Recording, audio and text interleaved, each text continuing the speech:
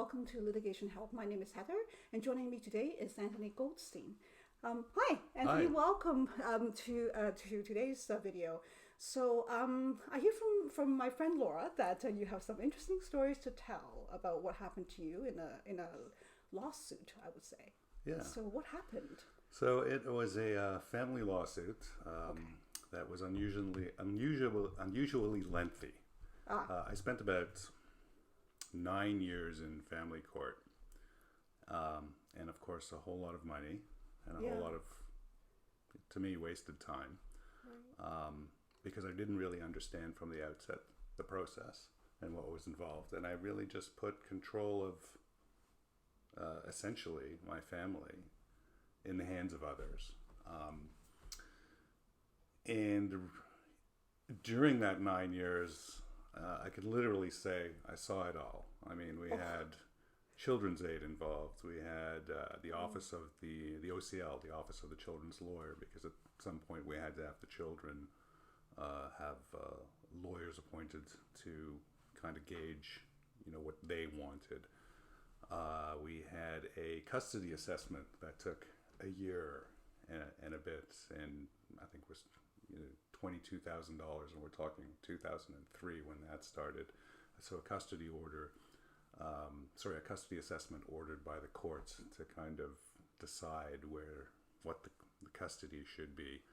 And through it all, what I really learned was that if you're going to go through this process, you really do not want to give up any kind of decision-making control to anyone. And if at all possible, if you and your ex can, for at least one last time, kind of try to work together, find a way with a good mediator, that is by far the best way to do it. And I'll kind of add an asterisk to that. My situation, I won't get into the details because they're very personal, but in a sense, my situation did belong in court. But I've realized that 99.9% of the people who are separating and divorcing don't ever need to go anywhere near a family court. Interesting. I think the only reason they would need a family lawyer is to get independent legal advice, look over their separation agreement. Right.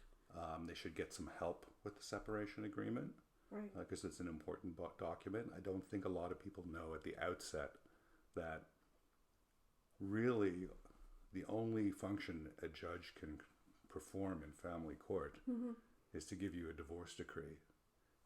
And their only interest is that if they're going to give you that divorce decree, they want to know that the children of the marriage are financially and custodially, or that their living arrangements are taken care of. Right. And really that's it. They're not experts on mental health. They're not experts on financials.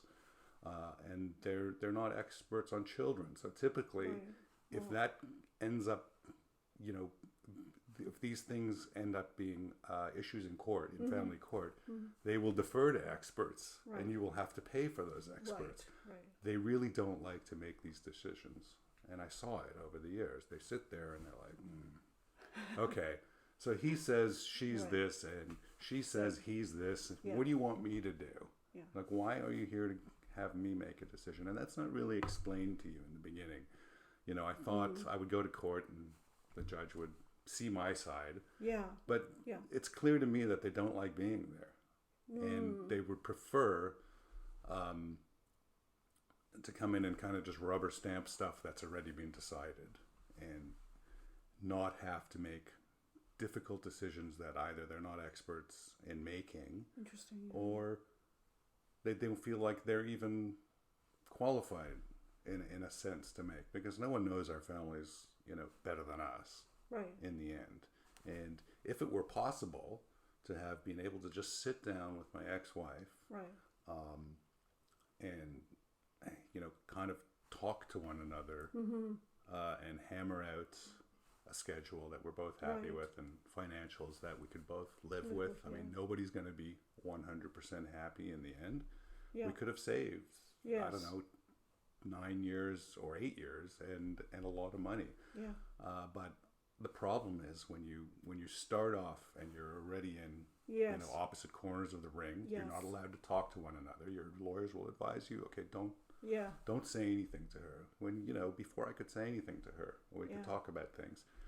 Of course, if there's strong emotions involved and people are angry, it's very difficult. But I think that's why mediation is the perfect. Everyone should at least attempt a serious mediation, because you still have the ability to talk to one another, and there might be things that she was thinking about that I didn't know that would have changed my mind about something, and vice versa.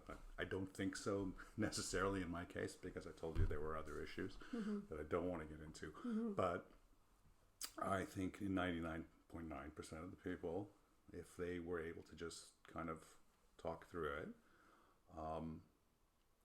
there could be a much quicker resolution for everybody. It's probably going to be a resolution that's probably mutually satisfying, instead of the judge sort of siding one side over another. Yeah, and I found that the judges don't side with one another. They look at a list of your issues, right. and and depending, Right. in extreme circumstances where things are clear, they will side. Right. But they'll also give one side one thing and the other side something, Yeah, so that yes, that's everybody true. feels like they got something. That's true. That's true. And what really struck me about court was Interesting. how long you sit. It's nothing like you see on television. Right. You go there, and everyone kind of scrambles to the front at 9:30. All the lawyers scramble to try Yeah, right. to go first, because everyone wants to get out of there. But ultimately, you'll end up sitting there all day, paying for your lawyer, Yes. possibly to work on his BlackBerry, Yes. because you're there all day. It's Yes. his time. And then the judge will see you for half an hour, and maybe one or two of your issues will get heard. Yeah. So then you have to come back again. And then the same thing happens again and again and again. It's a very, very slow and Yes. frustrating process. And so you can imagine, why would it, I used to have judges say to us, well why is this taking 9 years? Yeah. I didn't even really have an answer. Yeah. That's the way the whole system seems to be. It was. It's not really. It kind of was. And then the more parts you get involved, you get the Office of the Children's Lawyer, and you Right. get Children's Aid involved. Then that slows everything down, and there's additional expense. Now you have, 5 schedules for people to deal with, and Right. more documents to go through. So it's like a never-ending nightmare. And I remember in the end, after we finally finished everything, the day, it was a beautiful sunny day in June, sitting down in my backyard and thinking I should be really happy and relieved this is over. Right. But for some reason I'm not. Oh my gosh. And because it felt like a colossal waste of time. Oh my gosh. Fortunately, the kids were wonderful. Yes. And they're in their 20s now, and everything's okay. And when you look back and think, like all these little things we were both concerned about, there was really nothing to be concerned about except, when they're with me, when my children are with me, this is our house and we do things this way. And when they're with her, that's her house, and she does things her way. And if they're not illegal or, super detrimental, just stay out of her business, and she should stay out of mine. And that would have been the best way to kind of to go about it. But instead it was, constantly lawyers writing letters. Yes. Oh, they were over at X's house and did this, and we don't approve. it's silliness. Yeah. And a waste. So you came to this realization that the big waste of time thing after it was all over, which is really interesting. Yeah. So what would you differently? What would you do? I think I know the answer to this one, but actually, I was just going to ask you anyway. What would you differently, knowing what you know now? I think the biggest thing that I would do differently is, and it's difficult. Let me preface this by saying, if you're gonna go see a family lawyer, the problem is, and there are good ones out there, and I had 2 really good ones, but you don't know they're good.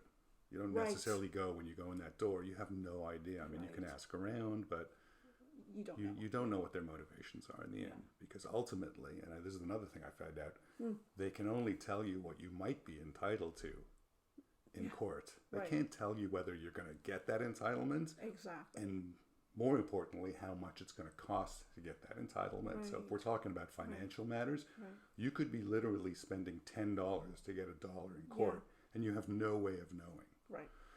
So Right. what I would do completely differently is educate myself as much as possible, and try to educate my my ex Right. along the same way, and say, listen, we have to do this together and figure out what's best for the kids and ourselves, you know, financially and otherwise, together, kind of like this one last time, and understand what happens in this process. Because if we just surrender to someone else, this is the example I always use. Let's say you have a car repair, your muffler needs repairing. Right. Do you walk into the muffler and say, "Here, I want you to repair my vehicle. Here's my net worth. Here's my income. What are you going to charge me for this?" Because that's essentially what you do when you go see a family lawyer, because you have to. Yes. If you're going to go to court, you have to have disclose. you disclose your true financials, right? So you wouldn't do that in any other case. So you need to protect yourself somehow, and I think information, good information, is the best way to protect yourself. And there's a lot of good information now online that wasn't available back in 2001, 2002. Right? There's an abundance now. Right. So it's up to, I think, if you're really serious about not wanting to get caught up in a process, then I think doing some solid research and groundwork together, or you know, one of you can do it, and hopefully the other person trusts that when they send something, it's relevant. Then do the work together, and then go see someone who can help you through the process. In other words, do the research and education first, probably before you approach your lawyer. Yeah, before you approach anyone, so that you know. You know, you know when if you're being told something that's not necessarily right, or if you get a feeling like, well, why would we do that if we haven't tried this first, kind of thing. I think I'm just wondering now, you said that, I mean, obviously I think for most people going through a divorce or separation, it's very emotional. And sometimes there's a lot of blame going on. Do you think, just sort of thinking back to your case, do you think it's possible for people to come together in mediation, even though they have all this emotional baggage? Is it possible for people to come together, even if they say, "Oh, I really can't stand that person. We have too much history. There's no way we can sit together." I absolutely do, and this is my favorite example. I mean, when my marriage broke down, we were both very upset and angry with one another. Right. And then I found a Father's Day card. It couldn't have been 6 months old, saying, "Oh wow, you're the best father and husband ever," right? And in any marriage that's breaking down, if you were to look at the last Father's Day and Mother's Day card, they would say the exact same thing. So there's 6 months ago you loved one another. Yeah, you might have been fighting over something. There might have been some adultery that you were dealing with. These things are always happening anyway in a marriage to some degree. Right.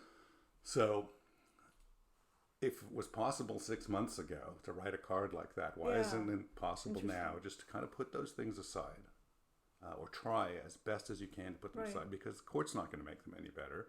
If anything, I think court will exacerbate all that emotion and that anger. So at least in mediation, you can say why you're angry and deal with it. And I don't think there's to me, and I'm not an expert. I really don't think there's any level of,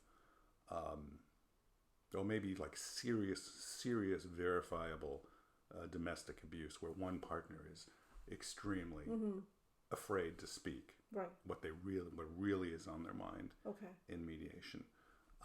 In a mediation setting, that might be a case more well suited for court, because that person is just not going to be honest about what they want.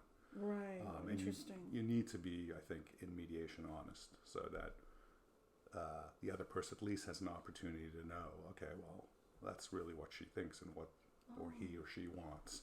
So I can consider that now. If you don't know what the other person's thinking, you can't come up with a justification for possibly saying yes. But they're right? not saying it because they're fearful. Right, exactly. So- That's why I'm saying Because it's in those power imbalance that situations, power it imbalance. may not be. Yeah, and then of course issues of again verifiable, not just one party saying the other one's nuts or bipolar, Right. like verifiable. Like there's been hospital stays, there's a history of medication, Right, yeah. things like that. Maybe, and even then, I think you maybe with a parent involved, like a grandparent involved or something like that.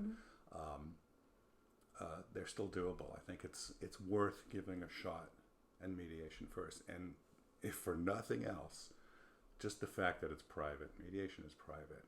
Yeah. My whole family business was exposed to the public for 10 Right. years, and it was horrible. And fortunately, none of it ever ended up on the internet or in a newspaper. Yeah. But the potential was there. It always kind of horrified me that anyone could walk in and take a note about what was going on and being said about what I was doing, what my ex-wife was doing, what my children were saying. Your whole private life is exposed. Yeah, 100%. So I think I don't think there's too many cases where people couldn't or shouldn't try to mediate first. Any final tips? Because we're running out. We're coming to the. Any final tips? No, I think I pretty much covered it. I hope. It's very, Yeah. Well, that's wonderful. Well, thank you so much for sharing your story with us today. My pleasure. I hope it convinces someone. Yeah. Thank you very much for watching, and see you soon. Bye.